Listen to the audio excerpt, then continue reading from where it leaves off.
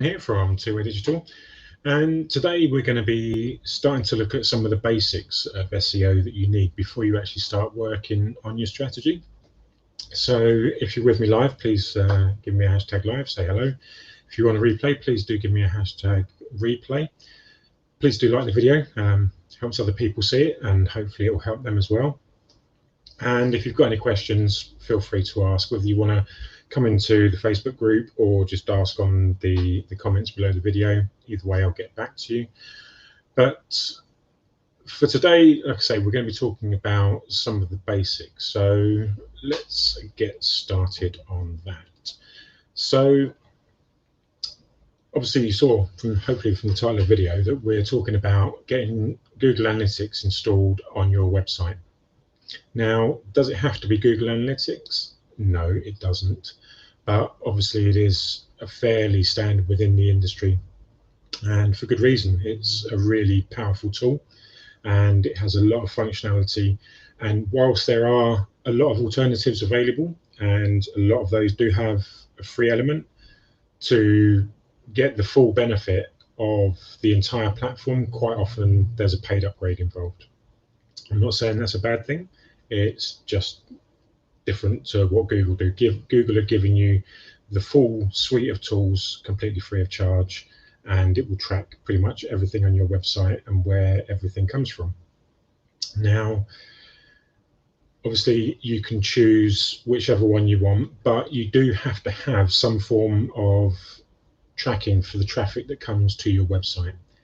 If you don't have any analytics on your website, you're never going to understand what is working on your website. You're never going to know what needs changing. You're never going to know if things need removing. I mean, if people go to things and never stay more than a few seconds, it may just be that that content just doesn't work and you just take it off.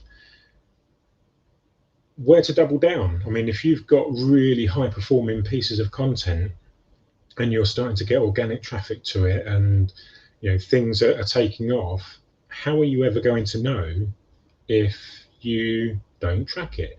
And so tracking the people that visit your website, where they go, how long they stay, what they do, what they click through to, what lead magnets they download, and specifically where they're coming from, which actually can also help huge amounts with paid traffic as well. If you're running paid traffic campaigns, if you've got ads running on portals, and you've got Google pay-per-click, and maybe you're running some tests on YouTube and you're doing Facebook ads, all of that's mixed up in amongst your organic traffic as well.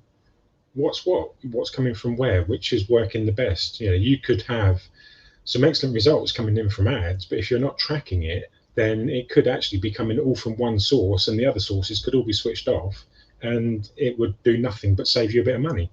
So really, really important to have analytics set up on your website. Now, I'm going to stick with Google. That's what we use. And what I will do is I'll put a link to the blog post on the website, because I'm not going to start sharing links around social media, but I'll put all of the links into a blog post, and I'll just put a link to the blog post underneath the video after the blog post goes live. So what you'll be able to do is just click on a few links and go to the places that I'm going to talk about. So if you've got a Google account already, and nearly everybody has, you can use that. That's absolutely no problem. However, if it's not linked in any way to your business, if it's like a personal account, and it's something that you log in on all your devices, then you may just want to think about setting up a new Google email address or email account with a business email address. It's not required. You can use your personal to do all of your website tracking and ads and everything else. But what I would say is that if you've got more than one project, if you've got more than one business, if you've got things that you're doing on the side, or even if it's just a case of, you may think about wanting to sell the business at some point in the future. If you keep everything separate, when you do any kind of paid services through that account, you use your business credit card, you use all of your business names and everything else. So when you get your invoices, they're already tied into your business, where if it's with your personal, then you've got to do it through expenses and all the rest of it. So it's just a bit more added hassle. Now, when you set up your account, it's not actually a business account. It is just another regular Google account that just happens to be in the name of your business or your business email address, whatever. If you want to access that from your personal stuff later on, you can actually add your personal account into the business account as having permission to see the properties that you install into the Google Analytics, and therefore you don't have to keep changing accounts to see the analytics data, etc., if that's what you're interested in doing. So, little tip there, just to set up a new account in relation to your business if you haven't got one already. Now, I'm not going to do a full-blown tutorial on how to set up Google Analytics on your website because a number of reasons. I don't know what platform you're on. I don't know what kind of setup you've got. I don't know who your host is, and all of those things will affect which elements of the setup you use for setting up analytics on your website. Now, the best people to tell you how to do that are Google themselves. So what I'll actually do is in the blog post, I'll put a link to the instructions for setting up your Google Analytics on your website, and you just follow through the steps that are relevant to whichever platform you've got. Another thing that you can do actually is just type in a quick Google search, how do I set up Google Analytics for your platform on your host? So it could be, how do I set up Google Analytics for GoDaddy hosted website using the website builder? That could be a search that you do, and there will almost certainly be a video that somebody's created to do that. Now, why am I not doing those kinds of videos? Well, because Google are always improving and updating their systems. They do major changes every who knows how many months. What you actually see, the steps that you actually take can change on a regular basis. So I could create a video today, you go through and watch it and it'll work fine. Come back in 6 months' time to do it again on a slightly different site, and all of a sudden, well, where's that box gone? Why does it say this instead of that? What does this mean? It's all changed. So if you get a link to the analytics answers within Google's help itself, whenever they release any major changes to the platform, they'll release all the relevant changes on their videos and tutorials to go with it.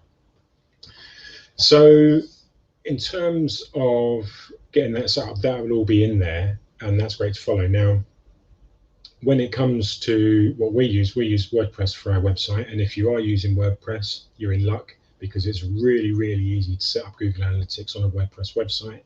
There are loads and loads of plugins that do this, and the one that we use is actually by Google themselves. We use SiteKit, and it actually has I think it's 4 different elements to it. It does other things as well as the analytics.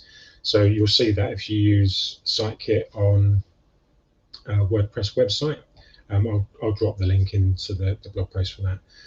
But yeah, once you basically put your code in, it basically configures everything on your site for you pretty much. So that's a really, really simple way for you to set up Google Analytics just by using SiteKit. Now, one thing that I will say is, and it's something that a lot of people don't think about, is when you add something like Google Analytics onto your website, you actually need to make some changes to your privacy policy, because the compliance laws around policy mean that because you're collecting people's data, and it could be stored outside of the country and various other things, you actually need to update your privacy policy to reflect that.